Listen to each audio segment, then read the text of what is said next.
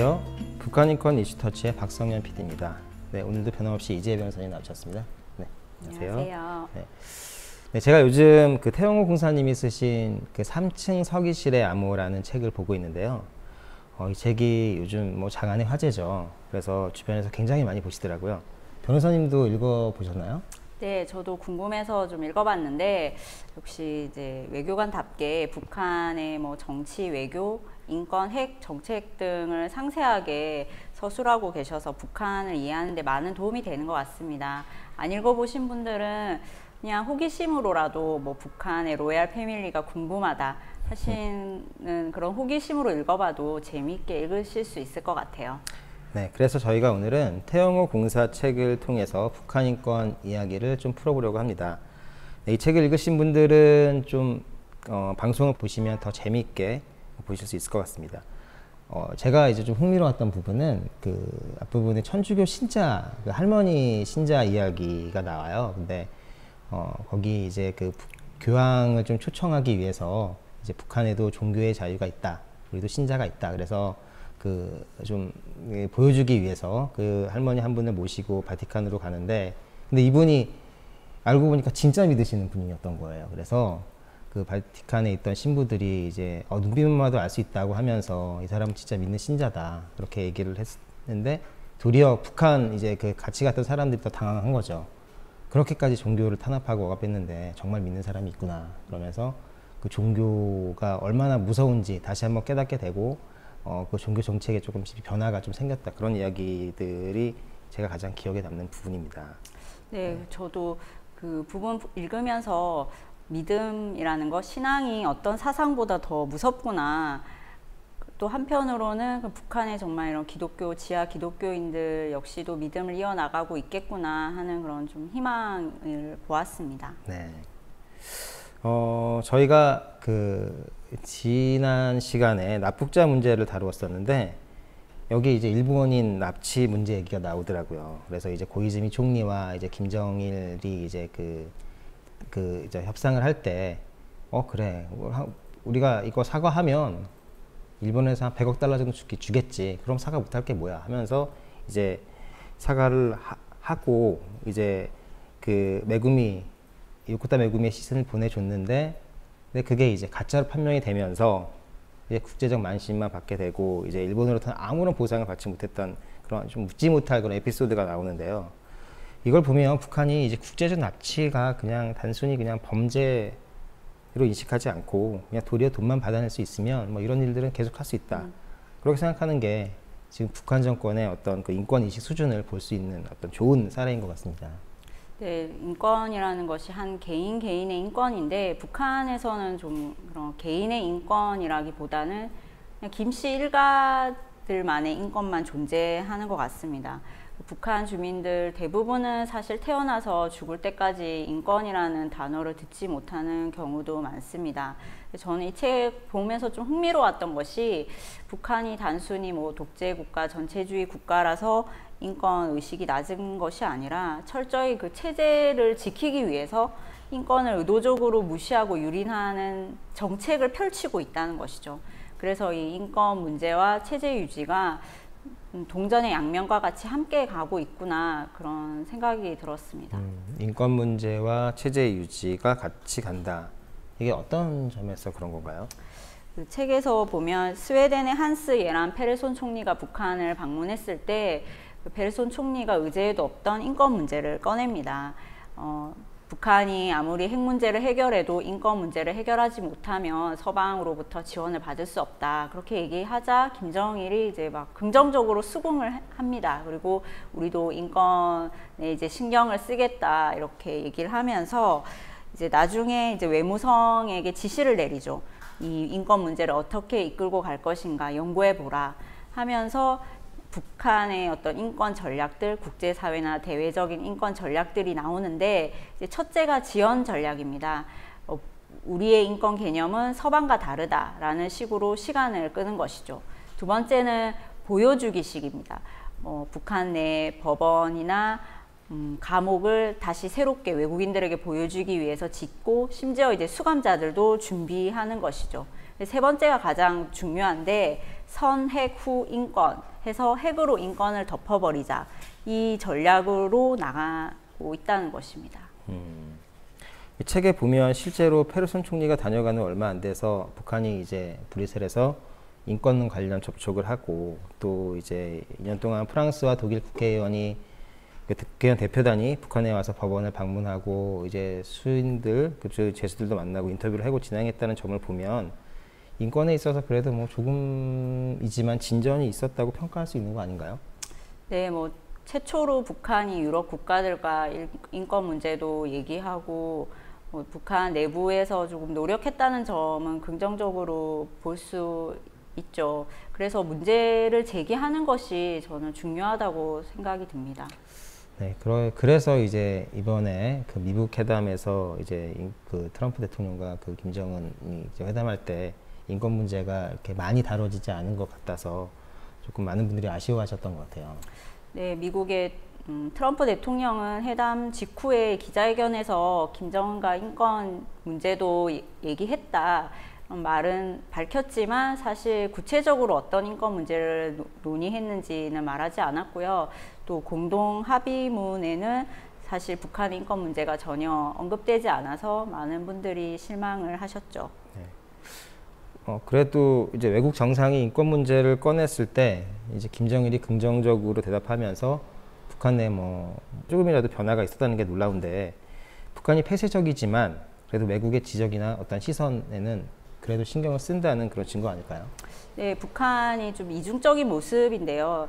사실 북한이 가장 폐쇄적인 나라, 북한 주민들은 해외여행은커녕 북한 내부에서도 이동하는 것이 제한적이고 중국만 넘어가도 반역죄로 단죄당하고 또 외부로부터 오는 정보들을 철저하게 차단하는데 또 그 핵심 지도층들은 또 국제사회나 외국에서 자신들을 어떻게 보는지 굉장히 민감합니다.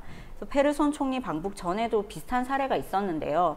1988년 아시아감시위원회와 미국의 미네소타 변호사 국제인권위원회에서 북한 인권보고서를 발표했는데 거기에 특별 독재 대상구역, 즉 정치범 수용소가 12개 존재한다라고 밝히고 있습니다. 그리고 92년도에는 강철환 안혁 씨가 이제 한국에 들어와서 우리가 요덕에 있는 정치범 수용소에서 나왔다 하면서 미국과 유럽 의회에서 이제 정치범 수용소 이슈가 굉장히 부각이 되거든요.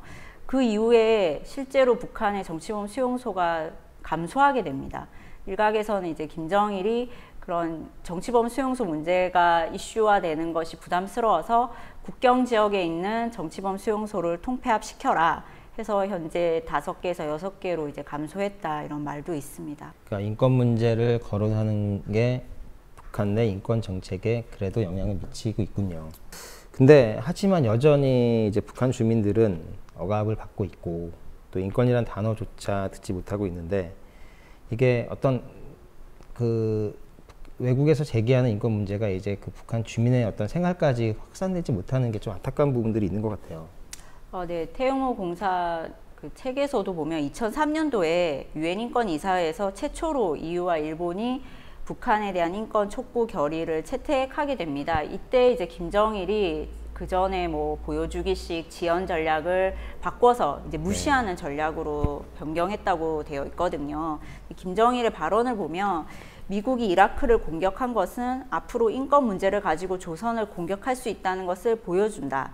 미국이 조선을 군사적으로 공격하기 위한 명분을 제공하는 것이다. 이 발언을 통해서도 북한이 인권 문제를 굉장히 체제를 위협하는 수단으로 보고 있다는 것을 알 수 있고, 그래서 제가 서두에 북한에서는 이런 인권 문제와 체제 유지가 함께 가는 것이 아닌가라고 말씀드린 이유입니다. 네.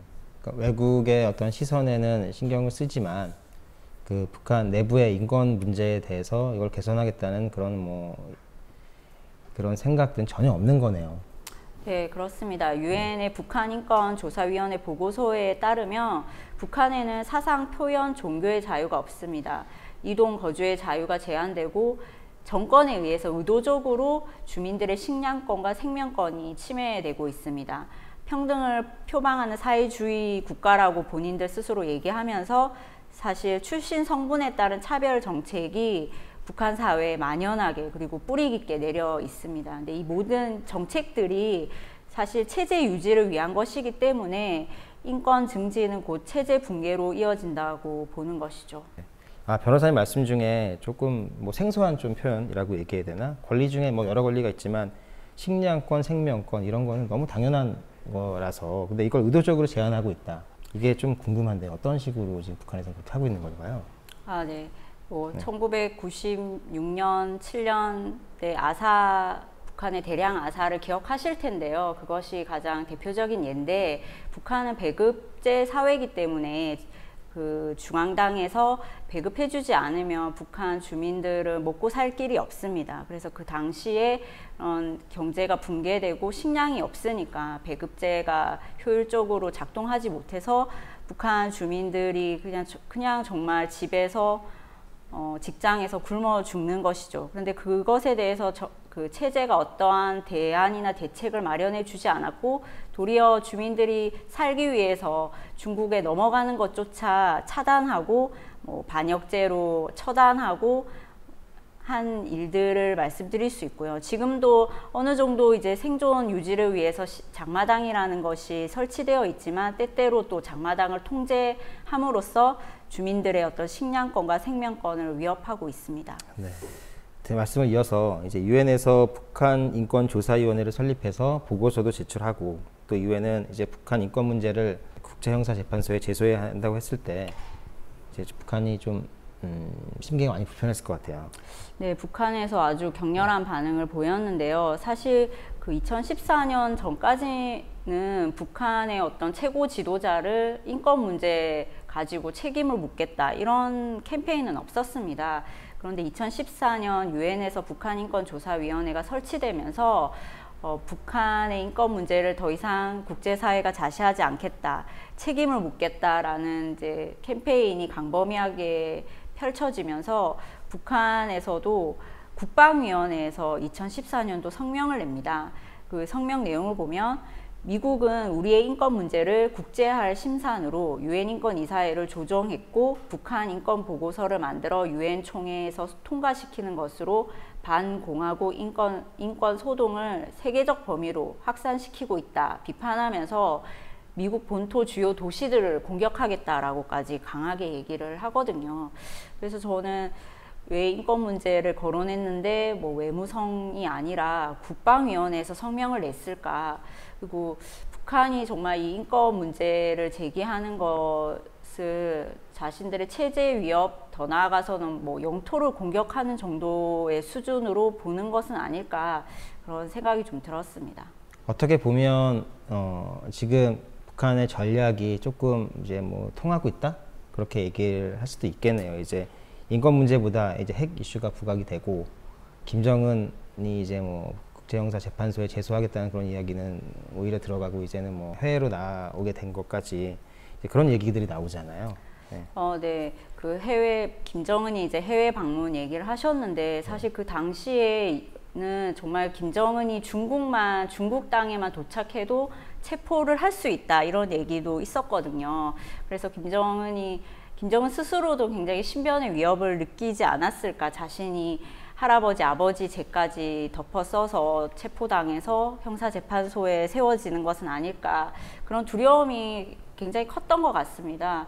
그래서 북한의 미사일이나 핵발사 이런 일지를 제가 좀 찾아보니까 2014년 이후로 15년, 16년도에 집중적으로 그 미사일 발사 횟수가 많아지더라고요. 그래서 그 태영호 공사 책에서도 보면 2014년도에 그런 국제적인 흐름에 대해서 북한은 아마 핵보다 더 골치 아픈 것으로 여겼을 것이다. 그래서 김정은 역시도 아버지와 같이 핵으로 인권 문제를 덮어버리자 이런 전략을 쓸 거라 예상을 했는데 실제로 그렇게 됐다 이렇게 쓰여져 있더라고요.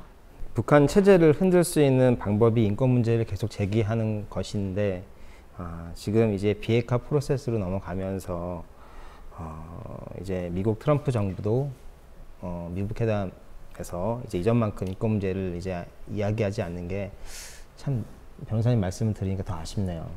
네, 그래서 사실 인권 단체와 민간 차원에서 인권 문제를 계속 제기하는 것이 더 중요하다고 생각하고요. 트럼프 행정부는 북한 인권 문제를 사실 잘 알고 있고 또 이것이 정권의 약점이라는 것도 잘 알고 있습니다.